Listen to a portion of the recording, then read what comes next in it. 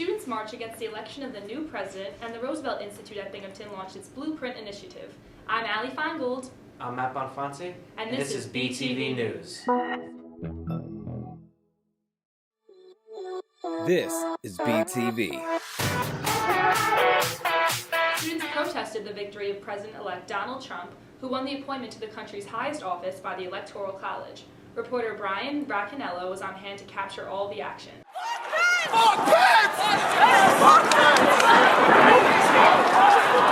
Anti-gay articles and tried to put in forth a bill in Indiana called the Religious Freedom Restoration Act that allows people and companies to assert that their religion has been burdened in a backlash to the legalization of same-sex marriage, which basically means that if you don't like somebody that's gay, you can say, I don't like this person, I don't like who they're married to because of my religion. You can use your religion to bash gay people in public in Indiana.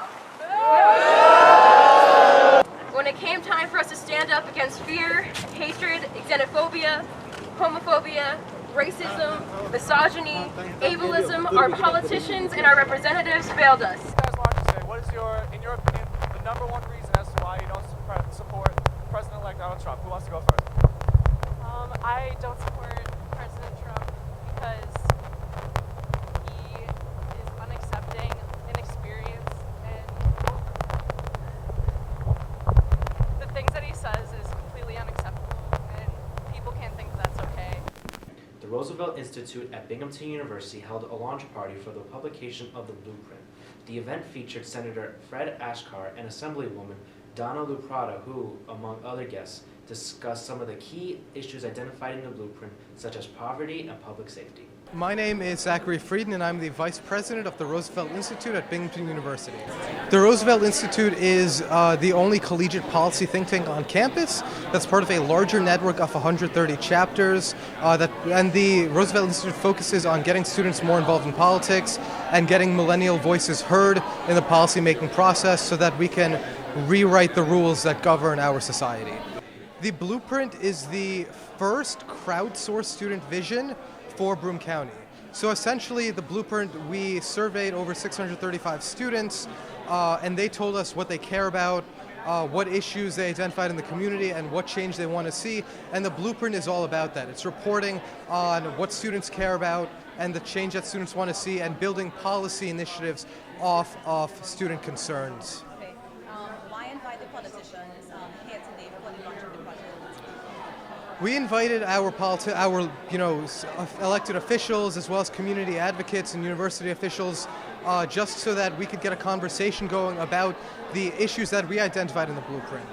So just, presenting our policy initiatives, presenting what students care about and what students want to see changed, and getting our elected officials on board to help change those issues and rewrite the rules and look into what students care about and what they can change. So one more question. Of course. What are some of the policies that you put in the Blueprint? So do you have any specific topic area or? Well, I know they spoke about like heroin, education, stuff like that. So did you address those issues in the Blueprint?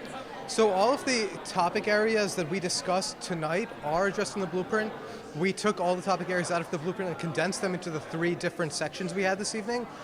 So I guess just off the top of my head, some of the policy ideas that we were thinking about was for safety, for example, implementing a blue light camera and call box system in downtown Binghamton, much like we have on college campuses. To help solve the heroin epidemic, we suggested building more rehab and detox centers in Broome County, as well as putting the medical marijuana tax revenue from the medical marijuana dispensary in Broome County, putting that revenue towards school programs, anti-drug school programs. Some of the economic development initiatives we had was revitalizing commercial corridors and encouraging cooperatives, such as a food cooperative, to help solve the food desert in the north side. Like I could talk for forever about our policy initiatives in the Blueprint, but those are just some examples of policies that that students would like to see implemented. The theater department continued its 2016 to 2017 season with the production of Bells Are Ringing. The musical from Broadway's Golden Age is part of the department's main stage show series. Reporter Brian Raccanello interviewed 2 of the main actors following their performance. Hello, I'm Brian Raccanello for BTV News, and I'm here with Jeff and Danielle, 2 cast members of the Binghamton Theater Department. They're presenting Bells Are Ringing, the musical.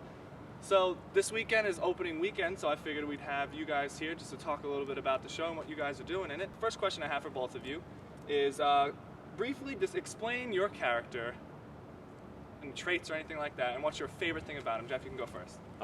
So I play Jeff Moss, which is cool because I get to play a character that shares my name. Easy enough, yeah. Yep. Some things about him, he's a writer. He's struggling at this point. He just left his writing partner, and is trying to make it on his own. I play, like you just said, Ella Peterson. She works for Sue's Answer Phone, which is an answering service which existed back in the day when people didn't have cell phones. She comes up with all these wacky characters for all the people that she talks to, and she just has so much fun doing it. And she's really, she's a goofy character. How did you guys prepare to get into character and to put on this show that took place or was set 60 years ago? First, take on something that is in a different time period. It's kind of daunting. But costumes and set pieces, and we have a dramaturg on our creative team that two of them that gave us a packet full of information of all like the little idiosyncrasies of the language of the 50s, and there's lots of phrases that nobody says anymore. Right. Lots of names that are not relevant anymore. That examples of a phrase that nobody says anymore. Don't look like ulcers on parade. Whatever that is. Yeah. Thanks very much, guys. The last show for Bells Are Ringing is on Sunday, November 20th. Is that correct? That's correct. All right. So get your tickets whenever you can. It should be a great show. Definitely check it out. It's now time for the weather report. What can we expect for the next 2 weeks, Brian? Well, on Monday, November 21st, the winter temperatures are finally on their way with a high of 34 and a low of 28 degrees. Expect Monday to be pretty windy. On Tuesday, it'll be a high of 35 and a low of 27 with cloudy skies all day. On Wednesday, we can expect a high of 42 and a low of 34 with a chance of showers throughout the day, and have the same go for Thursday. Have a happy Thanksgiving if you can. For Friday, we'll have more cloudy skies with a high of 40 and a low of 31 degrees. On Saturday, we'll have a high of 41 and a low of 30 with a chance of snow and rain mixture throughout the day. We can expect the same mixture of snow and rain for Sunday as well, but on Monday the 28th, there will be a 40% chance of full-on snow with a high of 38 degrees and a low of 29. There's more chances for snow flurries on Tuesday with a high of 44 and a low of 32 degrees. The snow and rain mixture is back again for Wednesday and Thursday, December 1st, with highs of about 40 degrees and lows of 32. On Friday and Saturday, we won't be too different, with a slight chance of mixture with highs of 40 degrees and lows of 31. And finally, on Sunday, December 4th, we will have cloudy skies with a high of 39 and a low of 31 degrees. Back to you, Matt. Thanks, Brian. In other news, construction will begin on a new parking lot on campus in April 2017. Governor Andrew Cuomo joined local officials, including Binghamton University's president, Harvey Stanger, to sign the final beam of the university's School of Pharmacy and Pharmaceutical Sciences. This $60 million project, which is still under construction, will include state-of-the-art research and skill labs, a simulation facility, clean rooms, lecture halls, small group rooms, and offices for faculty and staff. Additionally, the university plans to offer a graduate program for public health, which will coincide with the fall opening of the school's new pharmaceutical department. The Harper Jazz Ensemble alumni of Binghamton University launched a crowdfunding campaign to keep their music program alive.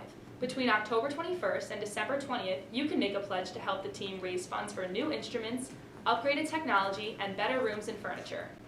Turning to sports, Binghamton University's rugby team won the Emperor Conference after scoring late to overcome Syracuse 21-20.